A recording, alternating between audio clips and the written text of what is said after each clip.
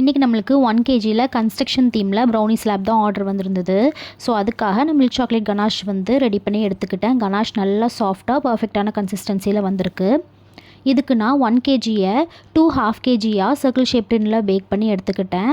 நம்ம இன்றைக்கி 2 லேயர்ஸாக பண்ண போகிறோம். ஸோ ஃபஸ்ட் லேயர் வச்சு அதுக்கு மேலே மில்க் சாக்லேட் கனாஷ் ஆட் பண்ணிவிட்டு செகண்ட் லேயரும் வச்சு அதுக்கு மேலேயும் சைட்ஸ்லேயும் மில்க் சாக்லேட் கனாஷ் ஃபுல்லாக ஆட் பண்ணி ஃபுல்லாகவே இந்த ஸ்லாபை நான் கவர் பண்ணி எடுத்துக்கிறேன்.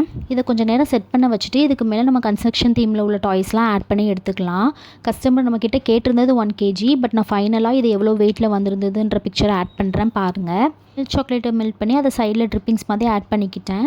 ஓரியோ பிஸ்கெட்டை க்ரஷ் பண்ணி அதையும் மேலே ஃபுல்லாக ஆட் பண்ணிக்கிட்டேன் சாண்ட் மாதிரி. இதுக்கு மேலே டாய்ஸையும் ப்ளேஸ் பண்ணிட்டேன்.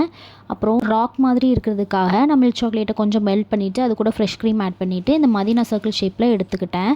இது கூடவே டெய்ரி மில்க் ஷார்ட்ஸும் கொஞ்சம் ஆட் பண்ணி டாய்ஸும் மேலே ஆட் பண்ணி டிசைனை கம்ப்ளீட் பண்ணி எடுத்துக்கிட்டேன். உங்களுக்கு இந்த டிசைன் பிடிச்சிருக்கா அப்படின்னு கமெண்ட்டில் ஷேர் பண்ணுங்கள்.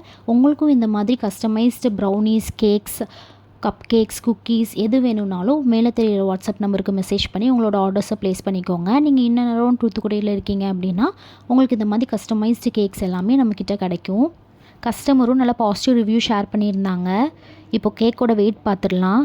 இதுதான் நம்மளோட கேக்கோட ஃபைனல் வெயிட். இதில் டாய்ஸ் அண்ட் போர்டோட வெயிட்டெல்லாம் மைனஸ் பண்ணால் எப்படியும் 1.4 kgs கிட்ட வந்துடும். கடைசியில் ஹாப்பி பர்த்டே டாப்பரும் ஆட் பண்ணிட்டேன்.